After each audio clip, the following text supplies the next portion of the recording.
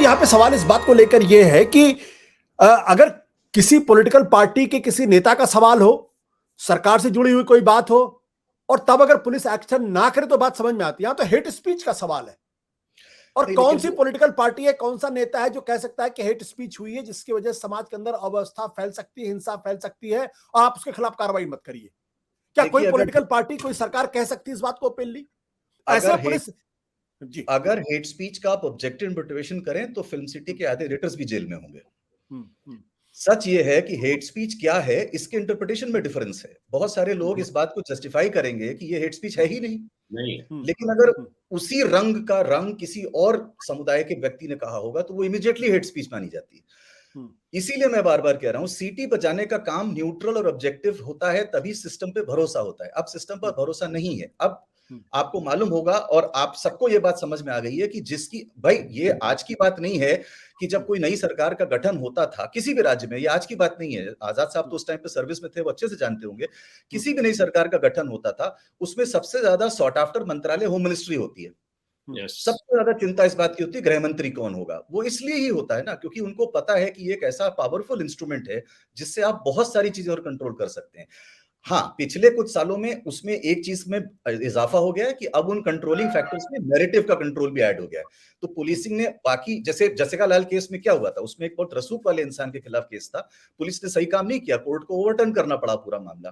Priyadarshini Mattu case में क्या हुआ था, बहुत रसूख वाले इंसान का परिवार वाला उसमें अक्यूज था और उसमें भी लोगों को कोर्ट को इंटरव्यू करना पड़ा। समस्या ये है कि इस वक्त जो जितनी भी पुलिस की बायसेस थे उसमें एक चीज और ऐड हो गई है और वो है नैरेटिव। और उस नैरेटिव में हेट स्पीच का एक बहुत अहम स्थान है। ये आप जानते हैं, कितने लोग ओपनली बोलते हैं कुछ नहीं होता, कुछ आदमी जरा सा भी बोलता है उसके खिलाफ कार्रवाई होती है। बिल्कुल। अपूर्व जी, क्या ये सिर्फ पुलिसिंग का सवाल है?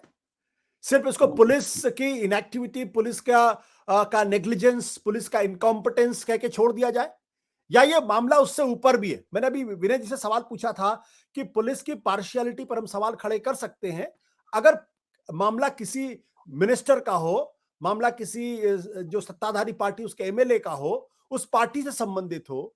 यहां तो एक ऐसा मसला है जहां एक समुदाय के कुछ लोग दूसरे समुदाय के खिलाफ नफरत फैलाने की बात कर रहे हैं, देश के पूर्व प्रधानमंत्री को गोली मारने की बात कर रहे हैं, बापू के बारे में उल्टी सीधी बातें कर रहे हैं, मुस्लिम समुदाय के खिलाफ जेनोसाइड की बात कर रहे हैं। वहां पर पुलिस कुछ नहीं कर रही सुप्रीम कोर्ट के इंटरवेंशन के बाद। तो क्या ये पुलिसिंग का मसला है या उसका आगे मसला है? ये देखिए, हमें यह समझने की जरूरत है कि इस समय एक गुणात्मक फर्क आ गया है पिछले 6-7 साल में, 8 साल में। और मुझे यह कहने में कोई शक नहीं कि देश में राज्य में सरकार किसी की भी हो, लेकिन आमतौर पर, और ये कहा जाता है कानून व्यवस्था राज्य का मामला है, इसलिए पुलिस दरअसल राज्य सरकार के मुताबिक चलती है। लेकिन मैं इस नतीजे पर पहुंचा हूं कि पिछले 7-8 वर्ष में देश की पुलिस अब अपनी विचारधारा हिंदुत्व को मानने लगी है। और यह बीमारी राज्य की दूसरी संस्थाओं में भी फैल रही है। यहाँ तक कि न्यायपालिका में भी आप बहुत जगह इसको देख सकते हैं। तो मसला यह है कि क्या राज्य, राजकीय संस्थाएं अपने आप को एक विचारधारा की सेवा में लगा देंगी।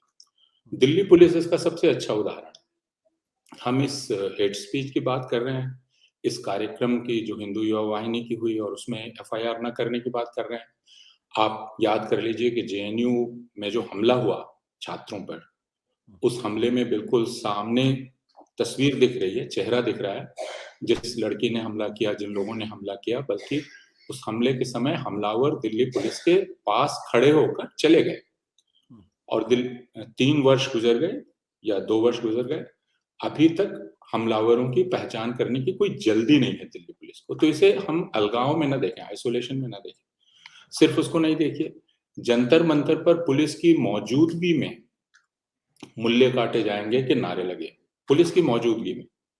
पुलिस ने उसको रोकने की कोई कोशिश नहीं की, उसको गंभीरता से नहीं लिया। उसके बाद दिल्ली और उसके आसपास इस तरह की और भी सभाएं हुई और उन पर भी कुछ नहीं किया गया। उसके पहले आपको याद होगा 2020 में जो हिंसा दिल्ली में भड़की, उस हिंसा के भड़कने का प्रारंभिक बिंदु क्या था? वह भारतीय जनता पार्टी के एक छुटभइये नेता के द्वारा स्पष्ट रूप से पुलिस अधिकारियों के सामने दी गई धमकी थी कि अगर आपने धरना देने वाले